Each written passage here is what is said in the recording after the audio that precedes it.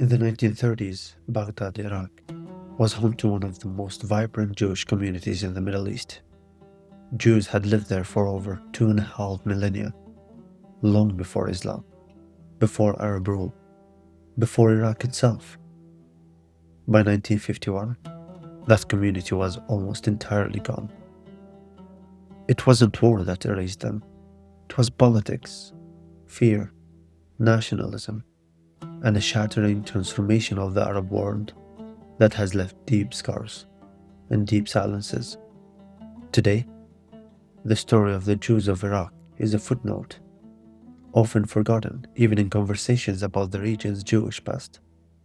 But this silence is not neutral.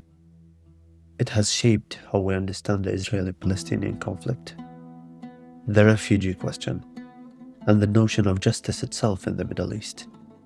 This is a story of a vanished civilization. The Jewish presence in Iraq begins not with Zionism or colonialism, but with exile. In 1586 BCE, the Babylonians conquered Jerusalem and exiled thousands of Jews to Babylon. Rather than wither, that community flourished. Over centuries, it became a hub of Jewish thought and law. The Babylonian Talmud, a cornerstone of rabbinic Judaism, was compiled here. Even under later Muslim rule, Baghdad's Jews played a vital role. In the Abbasid Caliphate, they served as financiers, translators, doctors, and poets. By the 20th century, Jews made up nearly a third of Baghdad's population.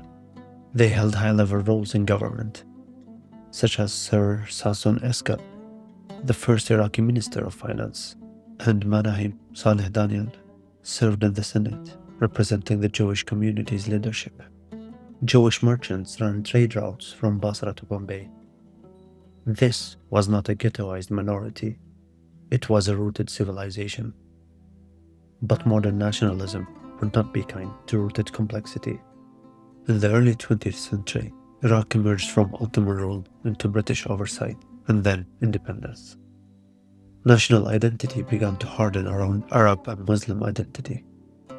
Jews, though Arabic-speaking and deeply Iraqi, began to be seen as outsiders.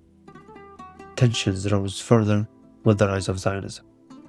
To many Arab nationalists, Jews now seemed aligned with a foreign colonial project, despite their millennia-long presence. The shift was not gradual. In 1941, anti-British and pro-Nazi sentiments exploded into what's called the Farhud, a pogrom in Baghdad that left hundreds of Jews dead and thousands looted. It was not a spontaneous riot. It was a chilling signal. Iraq's Jews were no longer safe. After the establishment of Israel in 1948, Iraqi Jews were increasingly treated as a fifth column. Jews were dismissed from government posts. Zionism was criminalized. Bank accounts were frozen. Surveillance became routine. And then came the turning point. In 1950, Iraq passed a law allowing Jews to emigrate, on condition they renounce citizenship. Over 120,000 Jews, more than 90% of Iraq's Jewish population, registered. Within a year, they were gone. Operation Isra Nehemiah, an Israeli airlift, ferried them to a state they had never seen but increasingly viewed as their only refuge. They left behind homes, businesses, synagogues, cemeteries, and a history that stretched back to the Book of Kings. Today, no Jews remain in Iraq. Unlike Palestinian refugees, the Jews of Iraq were never granted international refugee status. The United Nations barely acknowledged their existence. They were resettled primarily in Israel, without fanfare or restitution. Their pain was absorbed into a broader project of state building.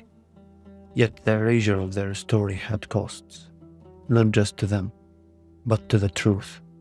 The common framing of the conflict as involving one displaced people, the Palestinians, ignores the parallel displacement of Jews from Arab lands. An estimated 850,000 Jews fled or were expelled from across the Middle East in the years after 1948. Theirs was not a colonial withdrawal. It was an ethnic cleansing by nationalism run amok. Why is this history so rarely mentioned? Partly because it complicates the narrative of unilateral victimhood. If both peoples suffer displacement, then justice cannot mean return of one side and silence for the other. It must be mutual recognition. But more deeply, it challenges a core premise of modern Middle Eastern identity, that Jews are a Western implant, not a native people. The Jews of Iraq and of Syria, Yemen, Libya, Egypt undermine that premise. Their story reveals that Jews were not foreign to the region. They were indigenous to it, and they were driven out by a rising tide of exclusionary nationalism. To acknowledge this is not to diminish Palestinian suffering. It is to widen the frame, to recognize Israel not as a foreign implant, but as the rightful home of a people native to the region and driven out by intolerance. The Jews of Iraq are not coming back. Their homes have been repurposed, their shrines discredited, their names forgotten in the land they once called home. But their story matters, not only for the sake of historical truth, but because peace requires narrative balance. A conflict between two people cannot be understood through the pain of only one. To remember the Jews of Iraq is not a diversion. It is an act of justice, an insistence that the Middle East is not only a region of borders and power play, but of memory, and that peace, if it comes, must be built on that full memory, however inconvenient it may be.